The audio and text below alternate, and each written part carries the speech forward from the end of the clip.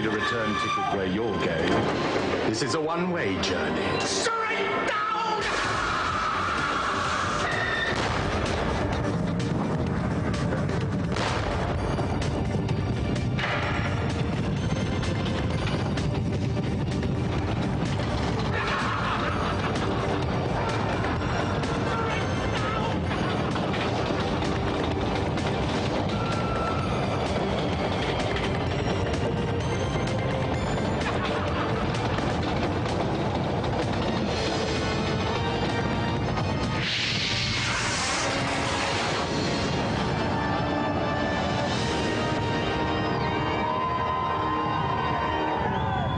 Welcome to the final Gamesmaster of this series. Yes, the powers that be have decided that too much fun can be hell.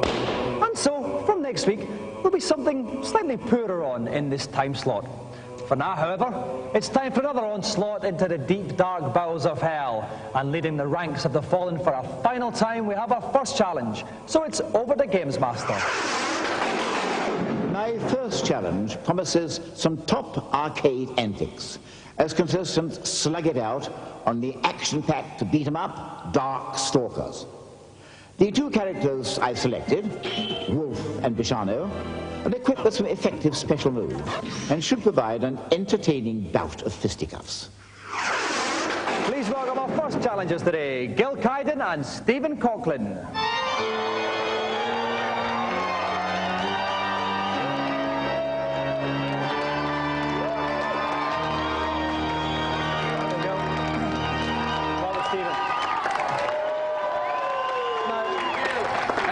Gil, what kind of music are you into? Heavy metal. Heavy metal. Let's talk about hair and heavy metal, because they're very hirsute fellows, all these guys. What's your favourite heavy metal hairstyle? No hair. No hair? Yeah, it's the best. Who's got no hair in heavy metal? Scott Ians from Anthrax. Right. And you're into the no hair thing? You don't like all the ringlets and stuff like that? All right, that's fine. We're happy with that. Now, Stephen, you want to be an actor? Yeah, trying to. Yeah. Go on then, do some acting. Blank. That's very good, though. I like that. That was acting a blank. And what kind of roles, though, would you like to do? Serious roles, comedy roles, cheese roles? Action roles. Action roles. Action roles. Better Sylvester Stallone? Schwarzenegger. Schwarzenegger. Well, I can see it. I can see it, the likeness. Okay. All right, then. While we talk more about acting and the state of ringlets in heavy metal, we'll go to today's news. First, news of a new system aiming to make record stores a thing of the past, the digital jukebox. Choose the single you want on your PC, and about 10 minutes later it'll come via the phone lines onto your hard drive, ready to be played as many times as you can bear. The system can store up to 400,000 songs, and it's hoped that it'll cost as little as 40 pence a single, and with unsigned band tracks available free. Whether you'll be able to get Take That or Oasis this way depends on whether record companies concerned think the profit margins are big enough. Don't hold your breath. I want to provide material for the kids that's going to bring them closer to Christ. There's so much out there that's negative and destructive. Indeed. The latest craze over in the States for those people tired of antisocial games is for more religious adventures, exemplified by titles like this one. Or Defender of the Faith, in which you play the youthful King David and have to prove your mettle by, amongst other things, slaying Goliath. And, of course, if religious games are big in the States, it won't be long before they'll be over here too. And finally, the big film hitting cinemas this week is the futuristic space adventure Stargate. And for the first time, those that like it can buy a CD-ROM about its making. For 30 quid, you can wander around computer-generated versions of the set, find out how the special effects were made, and even decide which questions to put to stars like Kurt Russell, such as, Kurt, why the cack hair? Answer, it goes with the film. Right, what's the time? Oh, it's Hanky's on the head time. It means it's Dave Perry. Dave, where does the bandana sleep at night? The bandana sleeps just beside my bed. It's got its own little closet room. It's got a television in there. I look after it. I look after my bandanas. Okay, and special moves, Dave, once more, please. Well, John Tolbane is a wolf, and Gil will be playing as him. He has a fireball move. He also has a howling at the moon wolf move, which acts like a dragon punch as he leaps upwards. And then Bishamu is a samurai, and he tends to use his sword. He can throw that, or he can slice in a very wide arc around himself. Okay, best of luck to both our competitors. Gil and Steve, let the fight begin. Okay, we can see Gil is playing John Tobin, who's the wolf on the left, and Steve is Bishamu, who's the samurai guy Doom and the Go Red, you're completely dead. Pretty evenly matched so far, then. It's pretty evenly matched so far, yes it is.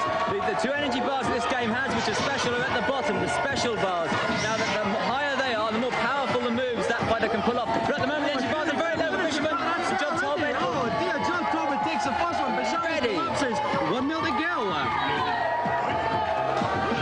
Okay, off we go for the second bout. Gale is 1-0 up. He's the wolf guy on the left. Okay, we're really hoping that Steve's going to come back now. What's some of his samurai moves then? Well, samurai moves, he can throw his sword and he can slice in a very wide arc around himself. I reckon he wants to do that because whenever this wolf's getting in close, it's causing havoc. That's right, he can fireball himself in close, but he can do with a howling move, which is like a dragon punch. Bishamo's energy's low again now, Dave. So John Talbain's going to be the next move. That's it, Bishamo just got him with a sword. Out of it. Oh dear, but very close, and Bishamo pulls it level. 1 by all. And we go into the third and final bout. We've had some very close and even matches in this series, haven't we? We certainly have. Been a lot of comebacks. And that's the fireball move from John Tolman. He doesn't just fire a fireball, he actually turns himself into one and shoots across the screen at the Shaman. You can see little Bob in the background getting a bit carried away by all as well. The little dog's getting a bit upset by the fact that Jay Tolman is taking a bit of a beating at the moment. Well, like, you know, it's getting in the neck. That's going to want to watch it. You think a mother and father would have them in out the streets when this kind of thing's going on? Well, there we go. That's it. Fisherman's down.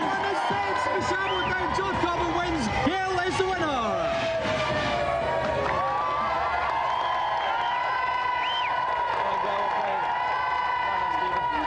Okay, now, Gale, that was quite close, really, wasn't it? But it was the special moves, I think, made the difference in the end. Give us your opinion of the fight. It's a good fight. That's one heck of an opinion there, Gale, eh? Yeah. Yeah. I was the best, so I won. You were? Yeah. I can't fault you with that opinion. Stephen, give us your excuse. It was close, and that's all I can say. No, that's not an excuse. That's I don't know what that is, but it's not an excuse. What is it? I was more in practice, so Yeah. Oh, well, that's all right then, Stephen, because you were more in practice, but Gil gets the joystick, and you're happier that way. Yeah. Okay, and with that, let's present Gil with the Gamesmaster Golden Joystick.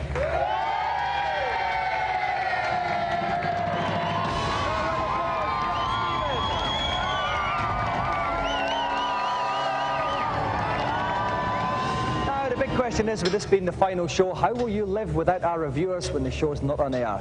Well, that's not really my problem, is it? Let's find out their final opinions. Get on your bike, as some bloke once said, so saddle up with Cheeky Norm for a dose of Road Rash 3.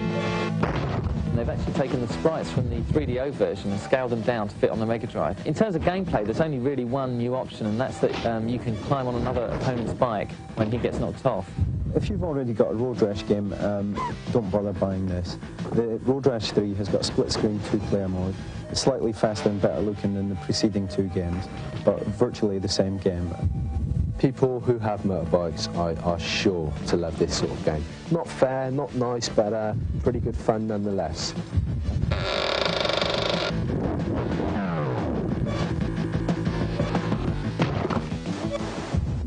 I'm sure I'm not the only one whose pants have been pooed waiting for LucasArts' Star Wars shoot 'em up, but has Dark Forces been worth the wait? Well, the first things I noticed about this game is just like the attention to detail. It is absolutely brilliant. However, there's no blood in it, there's no chainsaws, you know, I mean, what can I say? Doom rules. The graphics are actually better than Doom. It's a little faster and a little smoother. What this game adds to the Doom scenario, though, is strategy. Instead of just shooting everything, you actually have a mission to accomplish, which is to steal the plans for the Death Star. It's actually more impressive technically than Doom or Doom 2, simply because you have more depth of vision. Not only can you look straight ahead, but you can also look up and down, you can jump up steps, and there's a wider variety of terrains that you have to get through.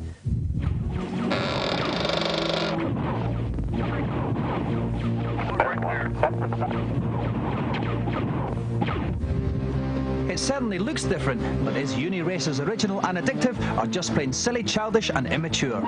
The simple objective is to reach the end of the course, and you have to beat the computer player or your human opponent in 2-player mode.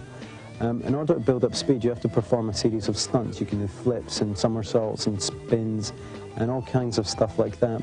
I found it quite simply one of the best 2-player games I've found in ages. It's totally addictive, You learn as you go, and as you find new tricks and new somersaults to do, it becomes even more compelling. You're just trying to race each other to the end, and you might just get pipped to the post, and it's really annoying, especially when someone who you can beat just pips you with like a little extra move. It's pretty annoying, but great fun.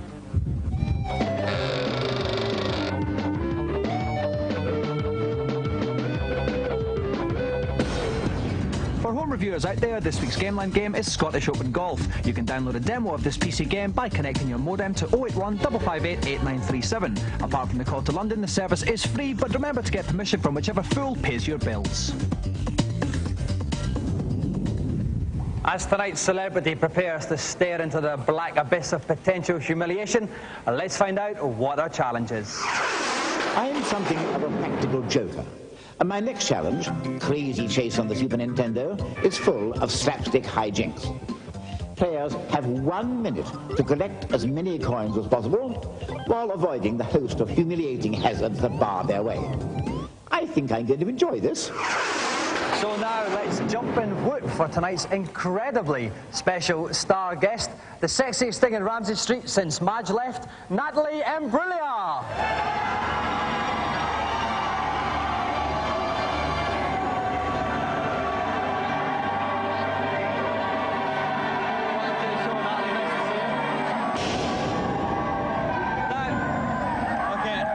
They're very excited there. That was very coquettish there. Little coquettish wave.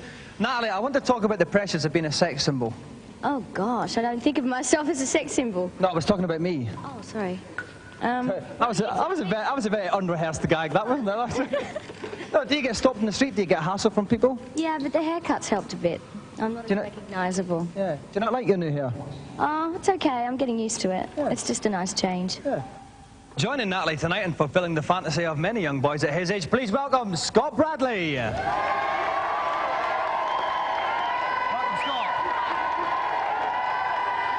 Scott. Okay. Scott, why are you blushing? Well, Listen, Scott, I know you're from Milton Keynes, aren't you, Scott? Yeah, that's right. Actually, it's not quite Milton Keynes. It's more near Newport Pagnell, a little village called Stoke-on-Ton.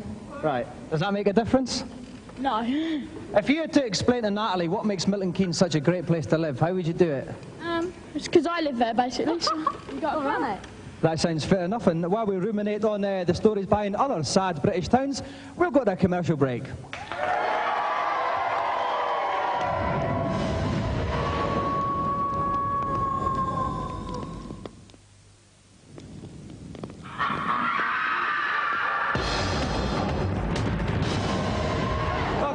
We're very lucky tonight because we have young Scott Bradley and he's playing against neighbour sex siren Natalie Imbruglia. The temperature's 10 degrees hotter. It's probably got nothing to do with Scott. First in the queue to join me tonight was Steve Merritt, surprisingly enough, from Machines. Hello, Steve. Hey, Dom. Steve, which one of the neighbours' girlies do you fancy the most? Well, Paul Robinson's always been my hero, so like him, I'm going to have the twins. Twins? Hopefully they'll get time off from the shampoo commercials. Yeah, at least they've got clean hair. Any tips? What tips have you got for Scott and Natalie on this, Steve? Basically, to make the clown run faster, pull the joypad down. That way you're going to get the chance to collect more objects faster. I mean, bumping into things is going to be hazardous, but if you've got the speed, I reckon you'll crack it. Okay, both Natalie and Scott have 1 minute to collect as many coins as they can. Scott's going first. Best of luck, Scott. Let your challenge begin. Okay, off he goes. Okay, he's got the first coin there, Steve. He's just popped a balloon in. Balloons often have coins in them. You've got to watch out for the lob. Everything in this game is hazardous. Everything is out to get you. There are nails, there's water, there's some more logs. So just basically avoid everything apart from the little rings. Okay, so there's comedy banana skins. He's had 20 seconds and he's got six coins. That's right. Could he be one this balloon? What does that do? Nothing really for Apple. No, absolutely nothing. There's another coin. He's got 7 coins. 30 seconds. Halfway through the time. To make it across the bridge. Oh no! What a basic mistake. It's a wet clown situation. So much time. Shakes a little water off. Off he goes again. Now this is difficult. He's got to jump. Oh, he missed the spikes. Oh, nasty bit of chafing there. He's missed another balloon. He's missing a lot of bonuses. 10 seconds left. Oh, he's been blown up. It's all gone wrong for Scott. Maybe he's been intimidated by the closeness of Natalie. I would be. Oh dear, he's getting a bit of a blow now. He's on a different track now. 1 second left. He's out of time. That's it. It's all over. Stop the game. Stop the game.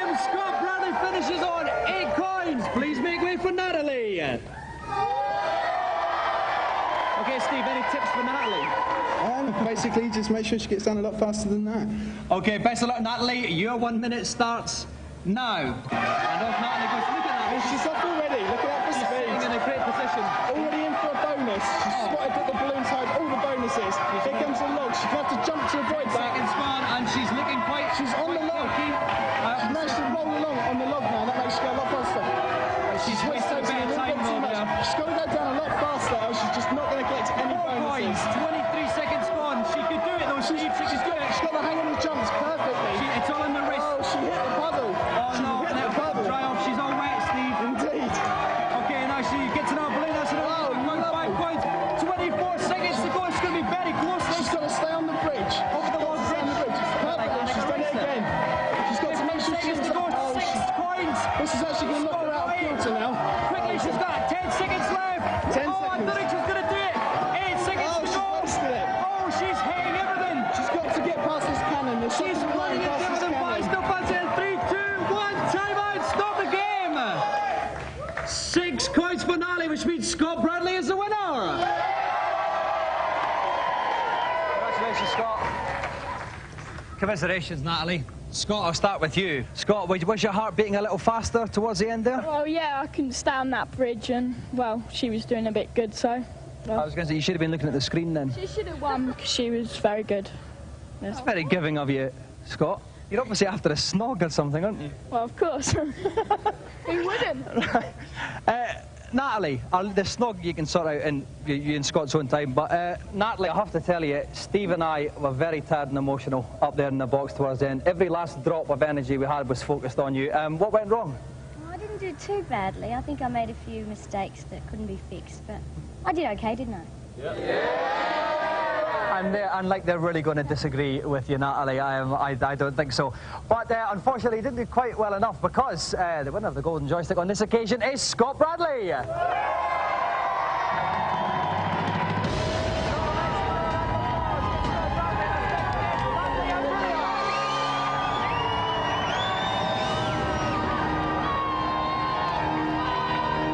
Right, and now it's time for Gamesmaster's font of knowledge to spray forth in liberal doses as we all splash around in the consultation zone.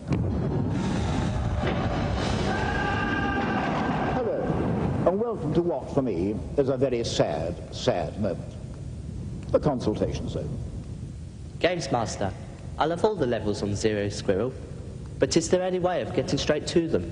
Where there's a will, there's a way. Pause the game and enter this code. A-C-R-A-B. You'll receive a gold American Express card accepted in every single one of the 0 levels. That should keep you in credit. Thanks a lot, Gamesmaster. That'll do nicely. Next, please. Gamesmaster, on King of Fighters 94, I keep on getting beaten up. Give us a hand. When you've been beaten up on this beat-em-up so much that your character becomes stunned, push B and C together, and you'll find a healthy teammate will come to your rescue, giving you valuable time to recover. Thanks, Gamesmaster. I'll have the very last one, please, and not a minute too soon. I think I've seen all the levels on Probotector on the Mega Drive. Can this be so? Well, I just may know of a little secret cranny to poke your nose into. On the level where you're being attacked by the bikers, you will come to a wall with writing on it. Most people shoot the doors here. Don't. Jump above the door and climb the wall, and you'll reach a guard with a question for you. Accept his invitation, and you will find yourself in a hidden arena with some extremely difficult bosses to battle with. You're on your own now. Thanks, Gamesmaster. You've been a real help. Well, that's it for me and the consultation zone, at least for now. I'm sure there are a million other little queries out there, and I'd love to see them all, maybe next time. Ta-ta.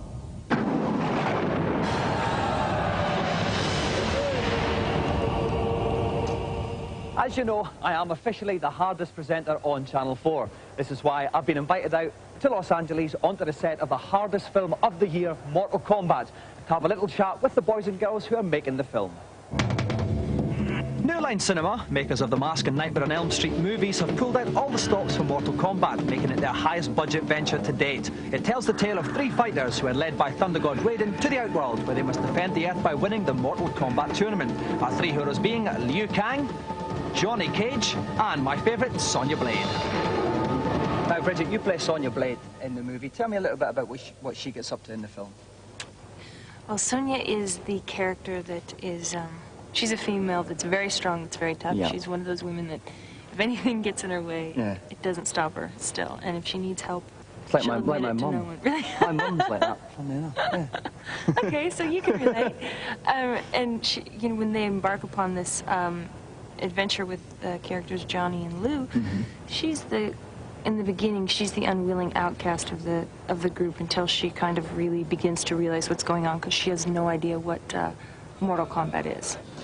The essence of Mortal Kombat is not about death, but life. How hard are you in real life? Are you quite tough in real life, outside of the film? It depends on if I like you or not. Well, say Martina Navratilova. Could you take, like, Martina, do you think? Could you take her in a one-on-one situation? Okay, the better question would be who couldn't I take? Okay. The only genuine martial arts expert in the film is Robin Shue, who plays General Top Rope Liu Kang. Now, Robin, you play Liu Kang, one of the good guys. Is it really, I mean, a lot of people say, you know, that obviously making films is very, very hard work, but then you got other people saying, no, it's not, it's easy, you just sit around and do a couple of minutes filming and that's it. Has it been hard? It's pretty hard, Yeah. especially doing martial arts movie. It is so physical, and people sometimes don't realize that you have to act and do all these fight sequences. And that is very strenuous, I find. Yeah. Now, bearing in mind then that you are a martial arts expert, if you were going down a dark alley one night and the whole of New Kids on the Block were there blocking each end of the alley, okay, how would that go, that fight? Well, I mean, I think I can take them all, you know, but I think their fans going to kill me afterwards. What a ghastly thought. As well as good guys, of course, Mortal Kombat's got plenty of bad guys. Mighty Morphin Shang Tsung, as well as cold-hearted product of a broken home Sub-Zero. And in the special effects frenzy, even Goro makes an appearance, but we were too scared to have a look. A more complicated character is portrayed by Talisa Soto, who takes the role of the enigmatic mega bird, Princess Katana. You're finally learning, Liu Kang. Katana. Come with me.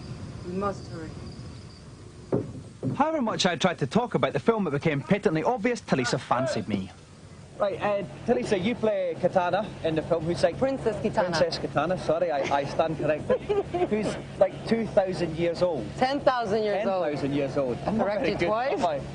But you look very young and fit, do you know what I mean? For like 10,000 years old. It's that bloodline in Outworld. Yeah, did you see she just winked at me, by the way? Talisa Soto actually winked at me. So what are you doing after this then, Talisa? Well, there's nothing signed yet, but a couple things in the burner. We'll see. I meant after this tonight. After tonight? I'm in town. Oh yeah? Do you know what I mean? Oh yeah? We could do something if you wanted. Yeah. Yeah. Would you be up for that? Sure. One of those days that is not, you know, those crack of dawn calls. Yeah, that's cool. Okay. I've scored. The film, released later this year, will have a PG-13 rating, so don't expect the gore of the game. But with tons of suspense, action and special effects ahoy, it will be equally groovy. Well, sadly, that's it for another series of Gamesmaster. Over the past 18 weeks, we've laughed, we've cried, but most importantly, we've upset a lot of old people. We're off now to do something nice. Goodbye, boys and girls. We'll meet again, don't know where, don't know when, but I know we'll meet again some sunny day. Actually, that's not quite it, because late this Friday night at 12:35, you'll be able to see the infamous Gamesmaster Gore Special, a show so thoroughly reprehensible, Channel 4 refused to let us show it any earlier.